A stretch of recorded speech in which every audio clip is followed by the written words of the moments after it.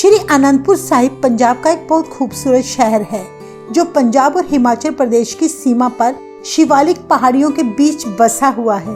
10वें गुरु श्री गुरु गोबिंद सिंह जी ने खालसा पंथ की स्थापना के बाद इसी स्थान से होला मोहल्ला की शुरुआत की थी, जो परंपरा आज भी चली आ रही है। गुरु गोबिंद सिंह जी से पहले सभी गुरु साहिबान एक दूसरे पर फूल और गुलाल फेंककर होली मनाया करते थे, पर गुरु गोबिंद सिंह जी ने उस समय के हालातों को देखते हुए होली का स्वरूप ही बदल दिया। गुरु गोबिंद सिंह जी द्वारा होला मोहल्ला की शुरुआत इसलिए की गई क्योंकि उस समय की मुगल सरकारें बेकसूर लोगों पर जुल्म और जबरदस्ती करके उन्हें मुसलमान बना रही थी। गुरु जी द्वारा होला मोहल्ला की शुरुआत करने का मुख्य उद्देश्य यह था कि कमजोरों और मजलूमों को शारीरिक रूप से शक्तिशाली बनाया जाए, जिसके लिए उन्होंने सन 1699 में खालसा पंथ की स्थापना की और अपने सिखों को संत सिपाही बनाने का अभियान चलाया ताकि अन्याय और जुल्म के खिलाफ उनका खालसा डटकर शत्रुओं का मुकाबला कर सके। गुरु गोबिंद सिंह जी ने उस समय अपने सिखों को सख्त हिदायत देते हुए कहा कि ये शस्त्र कमजोरों की रक्षा करने के लिए और अन्याय या जुल्म के खिलाफ ही उठने चाहिए, ना कि किसी पर जबर और जुल्म करने के लिए। पर बड़ा अफसोस है कि गुरु जी के कहे वचनों को आज कुछ सिखों ने अर्थ ही बदल दिए हैं। होला का अर्थ है हमला करना और मोहल्ला का अर्थ है वह स्थान जहां हमला किया जाना है। गुरु गोबिंद सिंह जी ने अपने सिखों को शस्त्र विद्या में निपुण किया, जिसका परिणाम यह हुआ कि गुरु गोबिंद सिंह जी ने अपने जीवन में जितने भी युद्ध लड़े उन सभी में उन्हें शानदार जीत हासिल हुई, क्योंकि गुरु जी का एक एक सिख हजारों शत्रुओं को हराने में सक्षम था। होला मोहल्ला का यह उत्सव श्री आनंदपुर साहिब में 3 दिनों तक मनाया जाता है।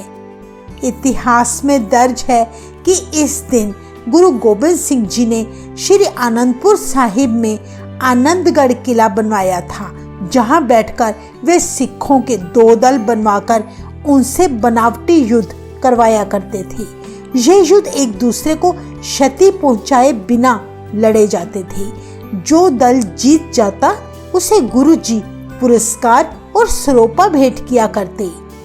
गुरु परंपरा को कायम रखते हुए आज भी गुरु का खालसा इस दिन नकली युद्ध किया करते हैं।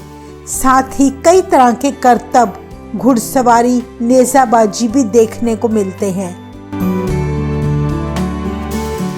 गुरु गोबिंद सिंह जी समय समय पर परिवर्तन करने में विश्वास किया करते थे।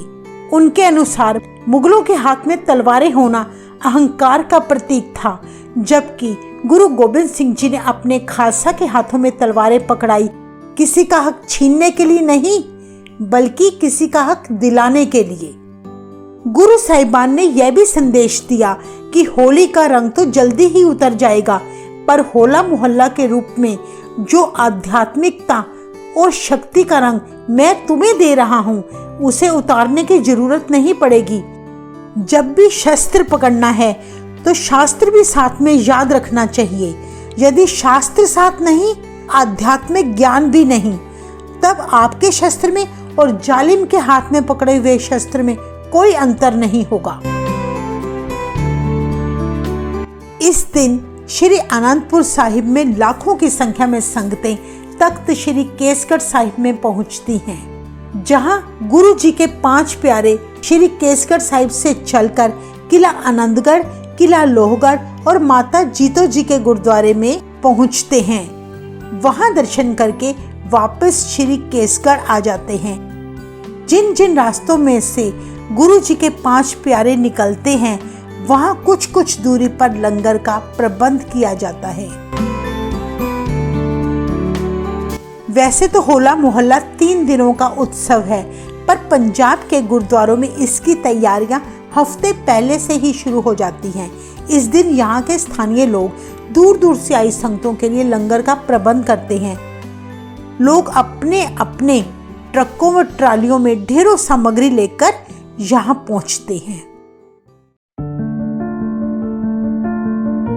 होला मोहल्ला का उत्सव अब पंजाब में भी सीमित ना रहकर बल्कि देशों विदेशों में भी बड़ी धूमधाम व श्रद्धा से मनाया जाता है। उत्सव के दौरान छोटे छोटे बच्चे गतका चलाते, तीरंदाजी करते नजर आते हैं। गुरुद्वारों में श्री गुरु गोबिंद सिंह जी के शस्त्रों का लोगों में प्रदर्शन किया जाता है। बाकी धर्मों में होली मनाई जाती है, पर सिखों को होला गुरु गोबिंद सिंह जी ने बख्शीश किया। गुरु जी के अनुसार होला मनाना है, कथा कीर्तन करनी है। होले का मतलब ये नहीं कि सिर्फ रंगों से ही होली खेलनी है, बल्कि जैसे गुरबानी में लिखा गया है, होली कीनी संत सेव रंग लागा अत लाल देव, यानी संतों की सेवा ही असली होली है, जिसमें हमें नाम का पक्का रंग लगता है। होला मोहल्ला के उत्सव पर सबसे प्रभावित करने वाली बात यह है कि दूसरे देशों से लोग हमारे पंजाब में आते हैं और यहाँ की धरती पर आकर उस आनंद नगरी के उत्सव में हिस्सा लेकर वे बहुत ही आनंदित होते हैं। आप सब भी इस शुभ अवसर पर अनंतपुर साहिब की नगरी में पहुंचकर इस उत्सव का आनंद लें और आध्यात्मिकता के रंग में रंग जाएं। वाहेगुरु जी का खालसा, वाहेगुरु जी की फतेह।